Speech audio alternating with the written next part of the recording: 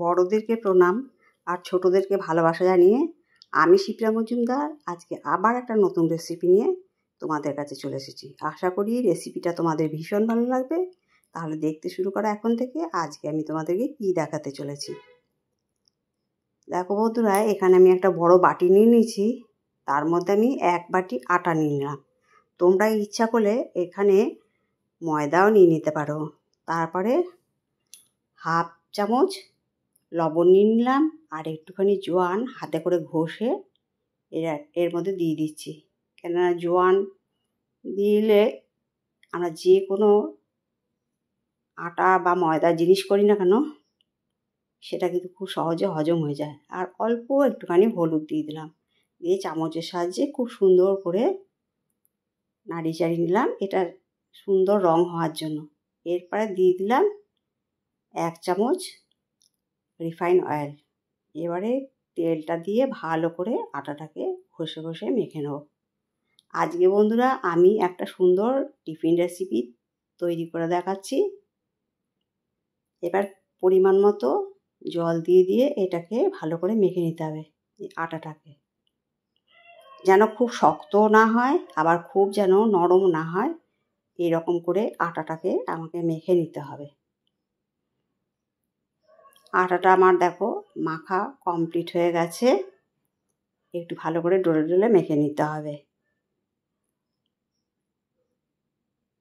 তোমরা দেখে বুঝতে পারছো আটাটা কীরকম করে মাখা হয়েছে, খুব বেশি নরমও না আবার খুব শক্তও না। এবার একটা বাটির ঢাকনা দিয়ে মিনিট 10 রেখে দিলাম। এরপরে একটা ফ্রাইং প্যান চাপিয়ে তার মধ্যে কিছুটা সাদা তেল দিয়ে দিলাম। সাদা তেলটা এবার একটু গরম করে নেব। এবার একটা স্প্যাচুলা দিয়ে ভালো করে তেলটাকে চারপাশে মিশিয়ে নিচ্ছি। এরপরে ছোট ছোট করে কেটে রাখা পেঁয়াজ, এখানে একটা বড় সাইজের পেঁয়াজ দিয়ে দিয়েছি। তোমরা ইচ্ছা করলে এর থেকে বেশি পেঁয়াজও দিতে পারো। পেঁয়াজটা মাঝারি মতন করে ভেজে নিতে হবে, খুব বেশি ভাজার দরকার নেই। দেখো রঙটা কিন্তু অনেকটা পরিবর্তন হয়ে গেছে। ভাজাটা ঠিক এরকম পর্যায়ে যখন হলো, তারপর আমি এর মধ্যে কেটে রাখা ক্যাপসিকাম দিয়ে দিলাম। ক্যাপসিকামটা আমার বাড়িতে ছিল সেই জন্য দিয়ে দিলাম। তোমরা ইচ্ছা করলে এটাকে স্কিপও করতে পারো। ক্যাপসিকামটা যখন একটুখানি ভাজা হয়ে গেল, তার মধ্যে আমি দিয়ে দিলাম হাফ চামচ রসুন আর হাফ চামচ আদা। এটা গ্রেট করে নিয়েছি। এটাকে একটুখানি ভালো করে ভেজে নেব। এরকম করে ভালো করে নাড়িয়ে চাড়িয়ে এটাকে ভেজে নিতে হবে। বেশ কিছুক্ষণ ধরে আমি এটাকে ভেজে নিলাম। এটা কিন্তু খুব বেশি তেলের প্রয়োজন হয় না।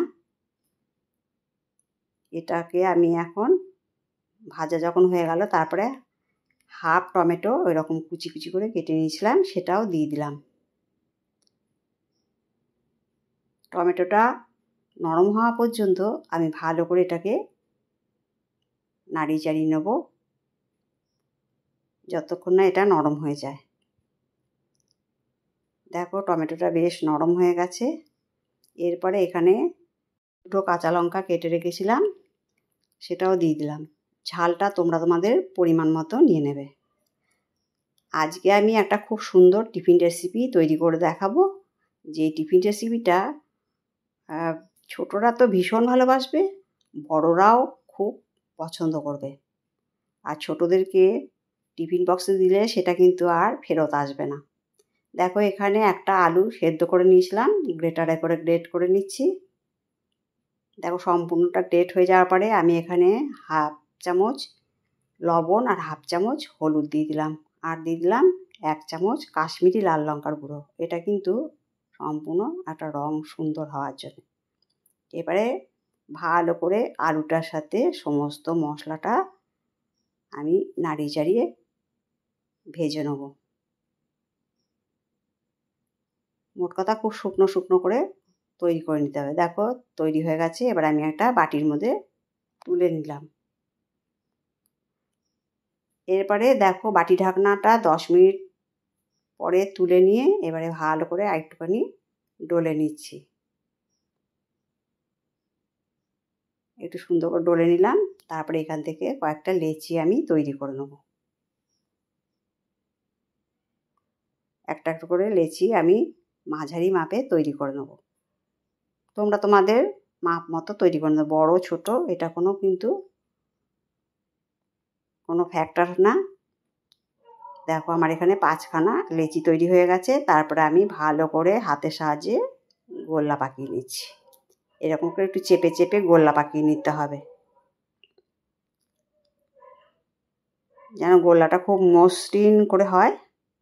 দেখো সম্পূর্ণ গোল্লাগুলো পাকানো হয়ে গেছে। এরপরে আমি একটা বেলুন চাকির মধ্যে একটু আটা দিয়ে দিলাম। এবার একটা গোলা নিয়ে এটাকে মাঝারি মাপে বেলে নেব। দেখো তোমাদেরকে দেখিয়ে দিচ্ছি, খুব বেশি পাতলাও হবে না, খুব বেশি মোটাও হবে না। এবার যে আলু স্টাফিংটা তৈরি করেছিলাম সেটা আমি চামচে করে ঠিক মাঝখানটাতে দিয়ে দিচ্ছি। এবার চামচে করে একটু চেপে চেপে সুন্দর করে দিয়ে দেবো। আজকে একটা সহজ আর ভীষণ তাড়াতাড়ি একটা টিফিন রেসিপি বা নাস্তা রেসিপি তোমাদেরকে তৈরি করে দেখাচ্ছি। দেখো এইভাবে পাশ দিয়ে দিয়ে গড়ে নিতে হবে। ঠিক এইরকম করে ভাঁজ দিয়ে দিয়ে গড়ে নিতে হবে। তারপরে সম্পূর্ণ মুখটাকে চেপে ধরে একটুখানি লম্বার দিকে পাকিয়ে নিতে হবে। এবার যেই এক্সট্রা আটাটা বাঁচলো সেটাকে আমি একটুখানি কেটে বাদ দিয়ে দিলাম। এবারে হাতে করে ভালো করে চেপে চেপে দেব। এটা হাতে করেই করতে হবে, এটা বেলে নিতে হবে না, এটা হাতে করে তৈরি করে নিলেই হয়ে যাবে। এরকম করে হাতে করে করে চেপে চেপে আমি একটা টিফিন তৈরি করে নিলাম। দেখো একটা টিফিন রেডি হয়ে গেল, তোমাদেরকে দেখিয়ে দিলাম। আরেকটা তৈরি করে তোমাদেরকে দেখাচ্ছি। এইটা আবার আরেকটু অন্য প্রসেস করব। দেখো একটু আটা দিয়ে আবার গোল্লাটা বেলে নিচ্ছি, ঠিক ওই রকম করে মাঝারি মাপের বেলে নিলাম। আবার স্টাফিং দিয়ে দিলাম মাপ মতো। এবারে চামচে করে চেপে দিলাম। একটু বেশি করে দিলে বেশ ভালো লাগে খেতে, তাই একটু বেশি করে স্টাফিং দিলে সবাই খুব পছন্দ করে এই টিফিন রেসিপিটা। দেখো এরকম করে আবার ভাঁজ করে করে তৈরি করে নিচ্ছি। তাহলে বন্ধুরা দেখতে পাচ্ছ টিফিন রেসিপিটা কত সহজে তৈরি হয়ে যাচ্ছে। আশা করি তোমাদের আজকে টিফিন রেসিপিটা ভীষণ পছন্দ হবে। এবার আবার মুখটা চেপে ধরলাম। এবার আবার লম্বা করে ঘুরিয়ে ঘুরিয়ে লম্বা করে নেব। এটা কিন্তু আর কেটে বাদ দেব না, এটাকে চেপে বসিয়ে দেবো। তোমরা ইচ্ছা করলে এরকম দুভাবেই তৈরি করতে পারো, আগের প্রসেসেও তৈরি করতে পারো, এই প্রসেসেও তৈরি করতে পারো। দেখো চেপে বসিয়ে দিলাম। এবার হাতে করে চেপে দিলেই কিন্তু আরেকটা টিফিন রেডি হয়ে যাবে।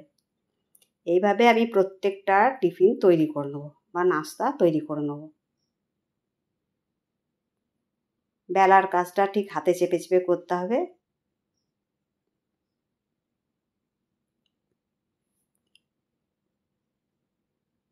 তোমাদের আজকের নাস্তা রেসিপিটা কেমন লাগছে জানাবে। তোমাদের সুন্দর সুন্দর কমেন্টস পেলে আমি কিন্তু আরেকটা রেসিপি তৈরি করতে ভীষণ উৎসাহ পাই।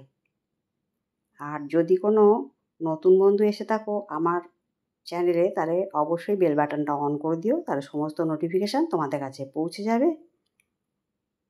আর আমার যত কাছের দূরের বন্ধু আছো তোমরা আমার প্রাণ ভরা ভালোবাসা নিও। দেখো এবার একটা ফ্রাইং প্যান বসিয়ে দিয়েছি, তার মধ্যে সাদা তেল দিয়ে দিলাম পরিমাণ মতো। তারপরে একটা করে টিফিন তৈরি করলাম সেইগুলোকে দিয়ে দিচ্ছি। আমি একসাথে 3টে চাপিয়ে দিলাম। একটু জায়গা সরিয়ে সরিয়ে তৈরি করে নেবে, তাহলে খুব সুন্দর তৈরি হয়ে যাবে।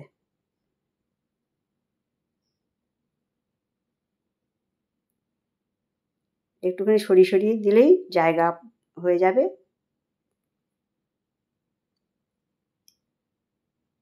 যেই দিকটা নিচে দিয়েছি সেই দিকটাকে একটুখানি ভালো করে ভেজে নেব, তারপরে উল্টে দিচ্ছি। আঁচ কিন্তু মিডিয়াম টু লোতে রেখে এগুলো ভেজে নিতে হবে।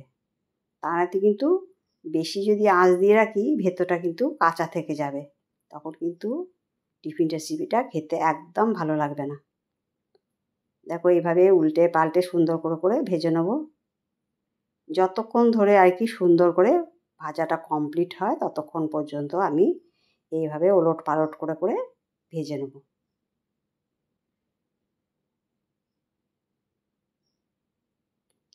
চটজলদি টিফিন রেসিপি তোমরা এইভাবে তৈরি করে নিও। ডিনার বা টিফিন যে কোনো পারপাসে তোমরা এটা ব্যবহার করতে পারো। দেখো কত সুন্দর ভাজাগুলো হয়ে যাচ্ছে। একটু সময় নিয়ে ভেজে নেবে।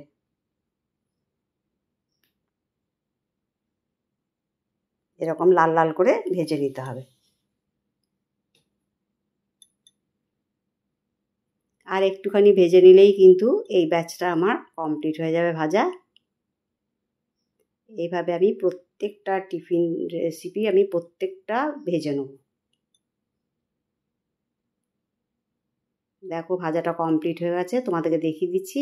এবার আমি একটা থালার মধ্যে তুলে নিচ্ছি। প্রত্যেকটা তেল ঝরিয়ে তুলে নিতে হবে।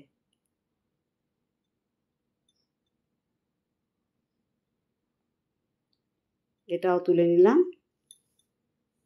তারপরে দেখো একটা ডিশের মধ্যে টমেটো সস আর চিলি সস দিয়ে আমি সাজিয়ে দিলাম। যাই হোক বন্ধুরা, আমার চ্যানেলে এরকম সুন্দর সুন্দর রেসিপি দেখতে হলে আমার চ্যানেলে ভিজিট করো, তাহলে অবশ্যই তোমাদের এই সহজ সরল রেসিপিগুলো তোমাদের ভীষণ ভালো লাগবে।